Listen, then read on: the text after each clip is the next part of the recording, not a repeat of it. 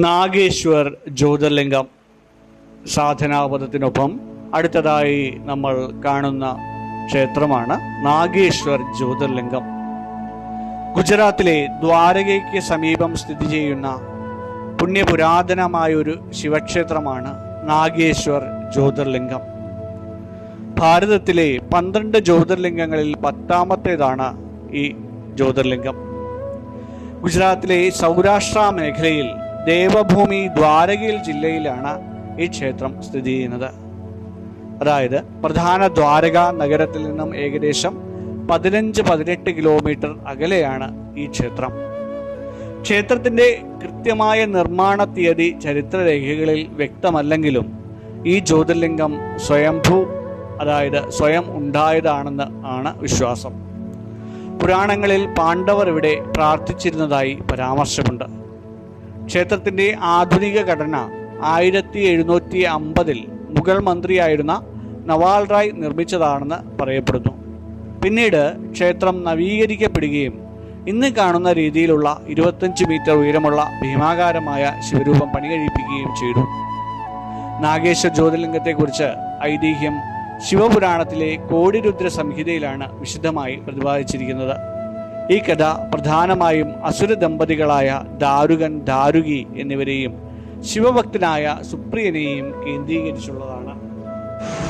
പുരാതന കാലത്ത് ഈ പ്രദേശം ദാരുകാവനം എന്ന പേരിൽ അറിയപ്പെട്ടിരുന്ന നിബിഡ വനമായിരുന്നു. ഇവിടെ ദാരുകൻ എന്ന അസുരനും അവന്റെ പത്നിയായ ദാരുകിയും ഭക്തരെയും മുനിമാരെയും ക്രൂരമായി പീഡിപ്പിച്ചിരുന്നു. പാർവതി ദേവിയിൽ നിന്ന് ലഭിച്ച ഒരു പ്രത്യേക വരം കാരണം ദാരുകി പോകുന്നിടത്തെല്ലാം ആ വനം അവളോടൊപ്പം സഞ്ചരിക്കുമായിരുന്നു. ഇതുപയോഗിച്ച് അസുരന്മാർ ഭക്തരെ തടവിലാക്കുകയും ദ്രോഹിക്കുകയും ചെയ്തു. ഒരിക്കൽ ദാരുകൻ കടലിലൂടെ സഞ്ചരിച്ചിരുന്ന ഒരു കപ്പൽ പിടിച്ചെടുക്കുകയും അതിലുണ്ടായിരുന്ന യാത്രക്കാരെ തടവിലാക്കുകയും ചെയ്തു. ആ കൂട്ടത്തിൽ സുപ്രിയൻ എന്ന വലിയ ശിവഭക്തനായ ഒരു വൈശ്യനുണ്ടായിരുന്നു. കാരാഗൃഹത്തിൽ കിടക്കുമ്പോഴും സുപ്രിയൻ ഭയപ്പെട്ടില്ല. അവൻ മറ്റു തടവുകാരെയും ചേർത്ത് ഓം നമഃശിവായ മന്ത്രം ജപിക്കുവാനും മണ്ണുകൊണ്ട് ഒരു ശിവലിംഗം നിർമ്മിച്ച് പൂജിക്കുവാനും തുടങ്ങി. തടവുകാർ ശിവനെ ആരാധിക്കുന്നത് അറിഞ്ഞ ദാരുകൻ കോപിഷ്ഠനായ സുപ്രിയനെ വധിക്കുവാൻ ഉത്തരവിട്ടു. അസുരന്മാർ ആക്രമിക്കുവാൻ അടുത്തപ്പോൾ സുപ്രിയൻ ഭഗവാനോട് ഉച്ചത്തിൽ പ്രാർത്ഥിച്ചു. ഭക്തന്റെ ആത്മാർത്ഥമായ വിളി കേട്ട് ആ കാരാഗൃഹത്തിൽ ഒരു വലിയ കുഴി രൂപപ്പെടുകയും അതിൽ നിന്ന് ജ്യോതിർലിംഗ രൂപത്തിൽ പരമശിവൻ പ്രത്യക്ഷമാവുകയും ചെയ്തു.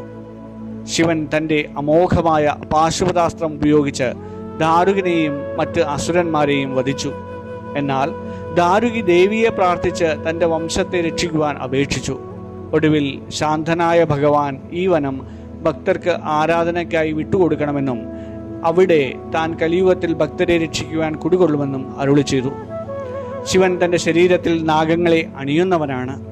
ഐതിഹ്യപ്രകാരം നാഗങ്ങളുടെ രാജാവായ വാസുകി ഇവിടെ ശിവനെ തപസ് ചെയ്തിരുന്നു എന്ന് പറയപ്പെടുന്നു. സർപ്പങ്ങളിൽ, അതായത് നാഗങ്ങളിൽ ഈശ്വരനായി വാഴുന്നതിനാലാണ് ഈ ലിംഗത്തിന് നാഗേശ്വർ എന്ന പേര് ലഭിച്ചത്. സാധാരണ ശിവക്ഷേത്രങ്ങളിൽ ലിംഗം കിഴക്കോട്ട് ദർശനമായാണ് ഇരിക്കാറുള്ളത്. എന്നാൽ ഇവിടെ ഭക്തരുടെ പ്രാർത്ഥന കേട്ട് ശിവൻ പടിഞ്ഞാറോട്ട് തിരിഞ്ഞു എന്നാണ് വിശ്വാസം. അതിനാൽ ഇവിടുത്തെ ലിംഗം പടിഞ്ഞാറ് ദിക്കിലേക്കാണ് ദർശനം നൽകുന്നത്. നാഗേശ്വരനെ ആരാധിക്കുന്നത് സർപ്പഭയത്തിൽ നിന്നും ജാതകത്തിലെ കാളസർപ്പദോഷം പോലുള്ള തടസ്സങ്ങളിൽ നിന്നും മുക്തി നൽകുമെന്ന് ഭക്തർ വിശ്വസിക്കപ്പെടുന്നു. സാധാരണയായി രാവിലെ 6 മുതൽ ഉച്ചയ്ക്ക് 12:30 വരെയും വൈകുന്നേരം 5 മുതൽ രാത്രി 9 വരെയുമാണ് ദർശന സമയം ഇവിടെ. വിശേഷ ദിവസങ്ങളിലും മഹാശിവരാത്രി നാളിലും ഈ സമയത്തിൽ വ്യത്യാസമുണ്ടാവാറുണ്ട്. ക്ഷേത്രത്തിൽ പ്രവേശിക്കാൻ മാന്യമായ വസ്ത്രധാരണം നിർബന്ധമാണ്.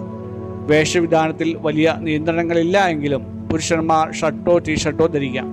എന്നാൽ ഗർഭഗൃഹത്തിൽ പ്രവേശിച്ച് അഭിഷേകം നടത്താൻ താല്പര്യമുള്ള പുരുഷന്മാർ നിർബന്ധമായും മുണ്ട് അഥവാ ധോത്തി ധരിക്കണം. മേൽ വസ്ത്രം ഒഴിവാക്കേണ്ടിയും വരും. സ്ത്രീകൾക്ക് സാരിയോ ചുരിദാറോ ധരിക്കാവുന്നതാണ്. ഏറ്റവും അടുത്തുള്ള റെയിൽവേ സ്റ്റേഷൻ ഇവിടെ ദ്വാരകയാണ്.